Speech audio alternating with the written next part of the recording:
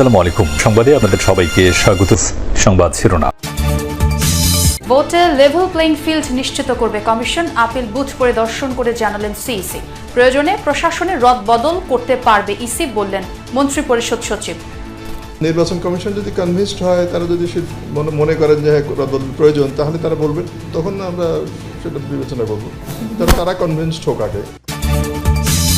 নির্বাচন বানচালে ফ্যাসিবাদীদের ষড়যন্ত্র চলছেই, অভিযোগ সালাউদ্দিনের। গণঅভ্যুত্থানের শহীদদের শ্রদ্ধা জানাতেই উত্তরবঙ্গ যাচ্ছেন তারেক রহমান। অভ্যুত্থানের শহীদদের আমরা ধারণ করি এবং আমাদের সেই চেতনাকে ঊর্ধ্বে তুলে ধরতে হবে, তার জন্যেই তার যাওয়া। এখানে নির্বাচন আচরণবিধির কোনো বিষয় নেই। আগে থেকে ওত পেতেছিল মুসাব্বিরের ঘাতকরা, ফুটেজ দেখে দুইজনকে শনাক্ত, বিচার চায় পরিবার। শনিবার স্বেচ্ছাসেবক দলের বিক্ষোভ। দাবি মানার আশ্বাসে ধর্মঘট প্রত্যাহার করল এলপি গ্যাস ডিলাররা। দোকান বন্ধ থাকায় দিনভর বিপাকে সাধারণ মানুষ। টাইম মতো গ্যাস পাইতেছি না, গ্যাস শেষ হয়ে যাওয়ার পর দোকানে যাই, গ্যাস নাই। সকাল থেকে গ্যাসের দোকান যতগুলো আছে খুঁজতেছি, কোনো দোকানে গ্যাস পাচ্ছি না। কয়েকটা দোকানে এলাকা ঘুরিয়েছি আমি, এখন গ্যাস পাই না। আমাদের হোটেল বন্ধ হয়েছে, 3 আছে। 103 জনকে গুম ও হত্যার অভিযোগে জিয়াউল আহসানের বিরুদ্ধে চার্জ গঠনের আদেশ। 14 জানুয়ারি তার বিরুদ্ধে সাক্ষ্য দেবেন সাবেক সেনাপ্রধান ইকবাল করিম ভূঁইয়া। শরীয়তপুরে ককটেল বিস্ফোরণে 2 জন নিহত, বোমা বানানোর সরঞ্জাম উদ্ধার। আওয়ামী লীগের 2 গ্রুপের আধিপত্য বিস্তারের জেরে এই হত্যাকাণ্ড। মার্কিন ভিসা বন্ড তালিকায় নাম ওঠায় অন্যান্য দেশেও জটিলতায় পড়তে পারে বাংলাদেশিরা। কিছুই করার নেই সরকারের। পলিসিগত দায়িত্ব যদি কারো থাকে, সেটা হলো পূর্ববর্তী সব সরকারের আছে, সেটাকে আমরা পরিবর্তন করতে পারিনি, পরিবর্তন করা সম্ভব না। কারণ মানুষের এই নড়াচড়া বন্ধ করার সাধ্য এই সরকারের নাই। মনোনয়নপত্র বাছাইয়ে ইনসাফ পাবেন আপিলকারীরা, জানিয়েছেন সিইসি এএমএম নাসির উদ্দিন। এছাড়া নিশ্চিত করা হবে ভোটের সুষ্ঠু পরিবেশও। পরে বিকেলে সিইসির সাথে সাক্ষাৎ শেষে ইইউ প্রতিনিধি দল জানায়, নির্বাচন প্রক্রিয়ায় নজর রাখবে ইইউ। এর আগে সচিবালয়ে মন্ত্রী পরিষদ সচিব ডক্টর শেখ আব্দুর রশিদ বলেন, বর্তমান মাঠ প্রশাসন দিয়ে সুষ্ঠু ভোট সম্ভব, চাইলে রদবদল করতে পারবে ইসি। নির্বাচন কমিশনে চতুর্থ দিনের মতো চলে আপিল আবেদন। বৃহস্পতিবার সকাল থেকেই নির্বাচন ভবন প্রাঙ্গণে ছিল কর্মকর্তাদের ব্যস্ততা। এ সময় আপিল বুথ পরিদর্শন করেন CEC AMM Nasir Uddin.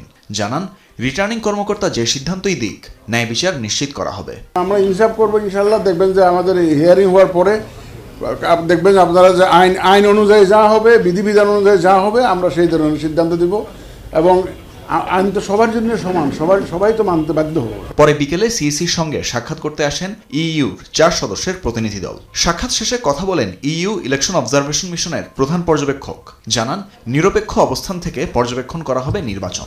We are really here to observe in a non-partisan way how this electoral process is being conducted, because Bangladesh is really a very important partner for the European Union. এর আগে দুপুরে সচিবালয়ে কথা বলেন মন্ত্রী পরিষদ সচিব। সুষ্ঠু নির্বাচনের জন্য বর্তমান মাঠ প্রশাসনই যথেষ্ট বলে মন্তব্য করেন তিনি। নির্বাচন কমিশন যদি কনভিন্সড হয়, তারা যদি মনে করেন যে রদবদল প্রয়োজন, তাহলে তারা বলবেন, তখন আমরা সেটা বিবেচনা করব, সেইভাবে ব্যবস্থা নেব। সেটা আমরা অনার করার চেষ্টা করব।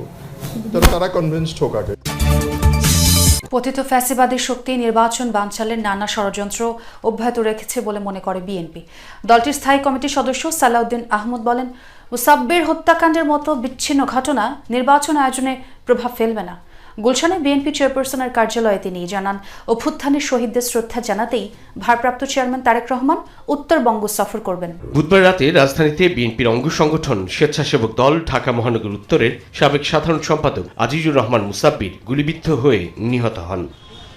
এই ঘটনাকে বিচ্ছিন্ন ঘটনা হিসেবে উল্লেখ করেছেন বিএনপি স্থায়ী কমিটির সদস্য সালাউদ্দিন আহমদ। শঙ্কা জানান, পতিত ফ্যাসিবাদী শক্তি নির্বাচন বানচাল ও দেশের গণতান্ত্রিক যাত্রাকে ব্যাহত করতেই আইন শৃঙ্খলা পরিস্থিতির অবনতি ঘটাচ্ছে। তবে এমন ঘটনা নির্বাচনে প্রভাব ফেলবে না বলেও মনে করেন সালাউদ্দিন। বলেন, সব রাজনৈতিক দলই নির্বাচনের বিষয়ে প্রতিশ্রুতিবদ্ধ। পতিত ফ্যাসিবাদী শক্তির কিছু ষড়যন্ত্র এখনো তারা চালু রেখেছে, যাতে নির্বাচনকে বাধাগ্রস্ত করতে পারে, কণ্ঠকাঠিন্য করতে পারে, গণতন্ত্রের উত্তরণের পথটাকে সহজতর না করতে পারে।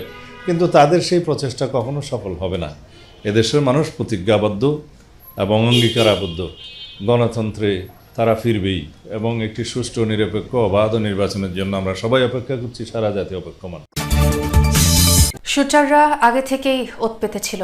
সুযোগ বুঝে স্বেচ্ছাসেবক দল নেতা মোসাব্বিরকে এলো পাতারে গুলি করে পালিয়ে যায় তারা। সন্দেহভাজন দুইজনকে শনাক্তের চেষ্টা করছে পুলিশ। কার্বন বাজারে চাঁদা তোলা নিয়ে কারোর সাথে দ্বন্দ্ব ছিল এমন তথ্যের ওপর হত্যার মোটিভ কিনা এই নিয়েই তদন্ত চলছে। আরো জানাচ্ছেন রাব্বি সিদ্দিকী। তেজগাঁও তেস্তুরি বাজার এলাকায় আহসানুল্লাহ গলি থেকে দৌড়ে পালাচ্ছে দুই যুবক, তারা অস্ত্রধারী। সন্দেহভাজন এরাই মোসাব্বিরকে এলোপাতারি গুলি করে। সিসি ফুটেজে দেখা যায় সন্দেহভাজন দুজন ঘটনার পরপরই এই যে তেস্তুরি বাজারের গলি, এই গলি দিয়ে তারা বেরিয়ে যায়। একজন যায় কারণ বাজারের ওই পাশটায়, আরেকজনকে দেখা যায় যে ফার্ম গেটের এই দিকটাতে পালাতে। পুলিশের ধারণা এই দুজনই মোসাব্বিরকে হত্যা করেছে। সিসি ফুটেজে যাদের দেখা যাচ্ছে তারা নাকি সেদিন বিকেল থেকে ওই গলিতেই ঘোরাফেরা করছিল বলে জানায় এলাকাবাসী। আমরা দুপুর থেকে দেখছি যে এরকম ছিল, তো আবার কিছুক্ষণ পরে দিকে হঠাৎ নাই। আবার ওরা হয়তো বিভিন্ন কালক্ষেপণ করতে চাইছিল যে, বা লোকেশনটা বুঝতে চাইছিল যে কোন সময়ে থাকা উচিত। এলপি গ্যাস সিলিন্ডার বিক্রি বন্ধের সিদ্ধান্ত প্রত্যাহার করেছেন ব্যবসায়ীরা। বিইআরসির সাথে বৈঠকে দাবি পূরণের আশ্বাসের পরই তারা ধর্মঘট তুলে নেয়। তবে রাজধানী সহ সারা দেশে সিলিন্ডার গ্যাসের চরম সংকট রয়েছে।